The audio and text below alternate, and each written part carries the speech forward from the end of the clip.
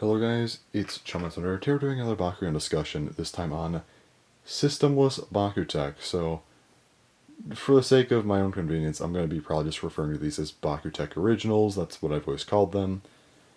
But that could get a little bit misleading, so I'm just going to refer to them as Systemless in the title because, well, basically these are BakuTech without any system, they don't belong to one. Usually they're in, the convert system or sometimes bind system, but yeah, these are kind of just Bakugan that exist. Now, at first, you might just think these are basic, boring Bakugan. They don't really do anything. Um, but surprisingly, these systemless BakuTech, they actually have a lot to them. So even though they're not part of any sort of interchanging systems like the others, these are pretty interesting. Now, we'll start off with the holodeck Bakugan. These two are not very interesting, honestly. These are like the only two of the only ones that are fairly boring. We have Shinazuchi and Michael Laurel, these two are they're basic Bakugan. I mean, Michael Laurel has a really interesting design, but yeah. They don't really belong to anything. They just exist as is. They're not that interesting, but again, two of like four that aren't interesting, I'd say. The other ones are pretty weird cases. So we actually have the last Bakugan that was in the first season that's not part of a system, and that is Gus Burnin, which changes back. So Gus Burnin is a weird case because the feet here, they look like they should be soul pieces, and this thing would be a lot better if they were, but they're not. They don't move. Trust me, I've tried, and they don't move. These are not soul pieces, so it's very weird, but yeah, this thing, not part of the convert system. Getting into BakuTech Gachi, there were two sort of deck filler Bakugan that were just BakuTech originals. The first one is Warcry. Another kind of annoying case because on the arms here, these look like cross pieces. They are not cross pieces. They are just pieces that are there. They're just part of the Bakugan. Like underneath, you could just kind of see that there's like no way to take these out. Unfortunate. Now with those four out of the way, every other BakuTech original is actually pretty interesting. This other one here is a deck filler, but actually has two different gimmicks. This is Agile. Now Agile is a G power changer. Has a G power wheel inside, so it can change between 200, 600, 610, 620, 630, and 680 Gs. So if I just, get 680 that time. Okay, cool. So it has a G power wheel. That's interesting.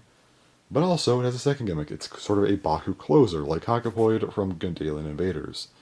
Pick this thing up, it automatically closes. So this thing has two gimmicks, even though it's just kind of a deck filler that people probably wouldn't have expected anything from, but it's actually, again, pretty interesting.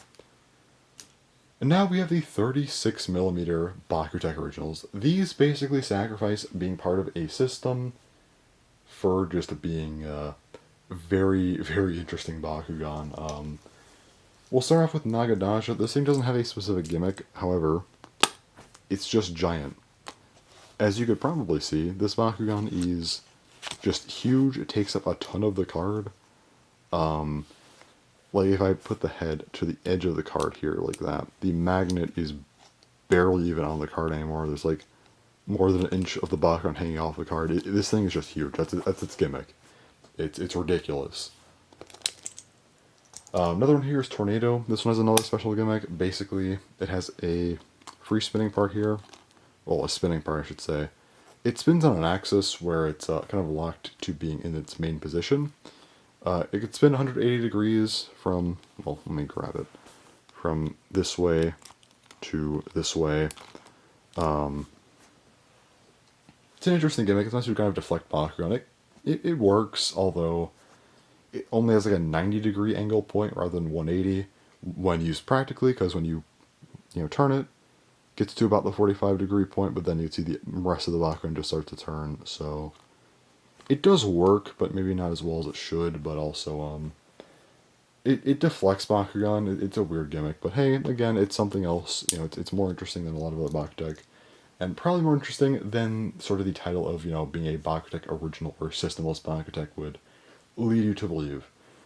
Now we have another one here, which is Nino de Shao. This one has two magnets. We've seen double-sided Bakugan before, but this one is different than the rest. There's things like Preyas 2, which is just kind of like G-power differences and design changes. Great. Twin Dobru as well has a similar thing, but also has like an attack mode, defense mode. Okay, 2 different modes per magnet. That's cool. Nino de Shao is much different. So its first mode is like this. It is extremely boring and just bland. That's the gimmick.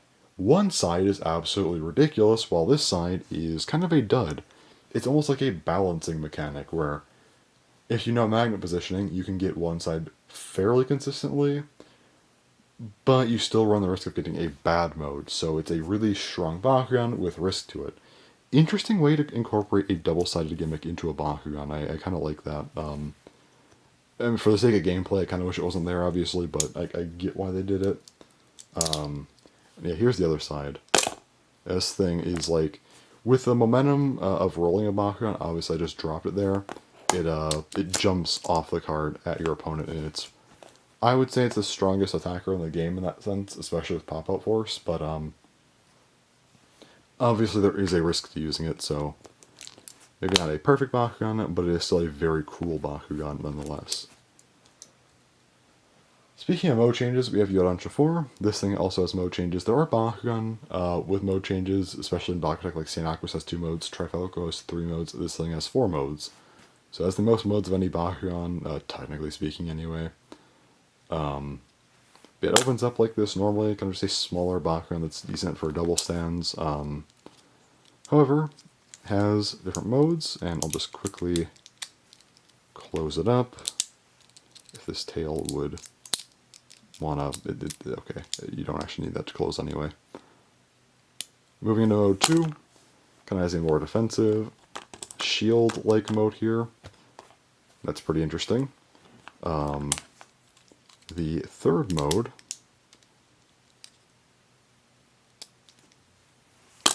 that's not the third mode, that is the fourth mode.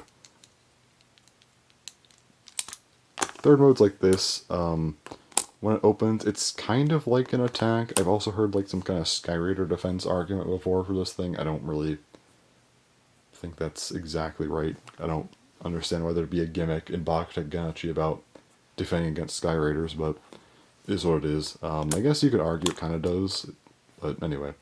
No, this thing I think is just meant to be more of an attack in a sense. Just opens up like that, so it's interesting, but it's not great.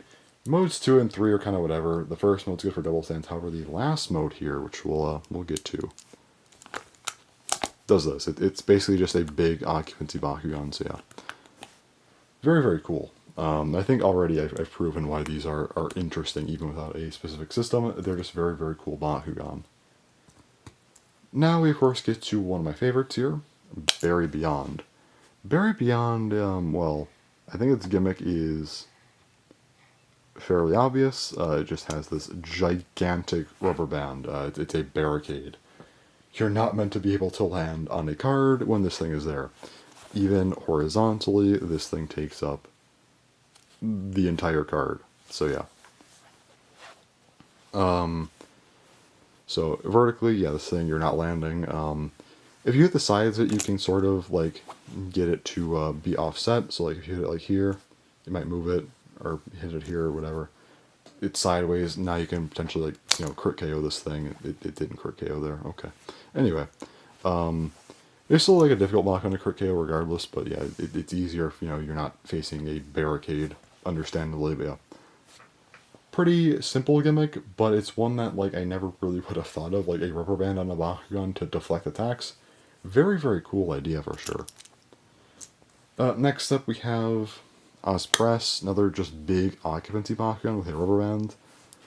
This one, Bakugan can kind of trip over it easier, but it's still, I would say, helpful. Aside from just being big and defensive, it also when it opens, it can push forward, and like the rubber band itself can like push Bakugan off of the card, which makes sense, especially if you slam into them and maybe get them a little bit destabilized. It can just send them off the card, which is nice. Yeah, this Bakugan is very, very cool. It kind of has a couple of gimmicks in one with like the giant size and the rubber band. And then lastly, we have Made Last Boss. This thing, well, got the back piece, which just spins, and you can kind of put it in 8 different orientations, which is cool. I feel like the kind of downward one is better for defense because you have more metal towards the bottom. It's more focused, while if you have it up on top, then I feel like you get better attack because it's more balanced. And then obviously if you have it like on the left side or the right side, you can, you know, just get weird curve shots. And I guess if you have it diagonally, the curve shot is lessened, but also kind of plays into those other gimmicks I mentioned. So like if it's up higher, it's like kind of more balanced for attack, but also has a weird curve shot and isn't entirely balanced. It's the diagonal modes I don't really recommend personally, but they're there. Anyway, so yeah, there's that. I think this is kind of a perfect Bakugan to end on with the BakuTech originals, and also this is like the last thing from BakuTech Gachi pretty much.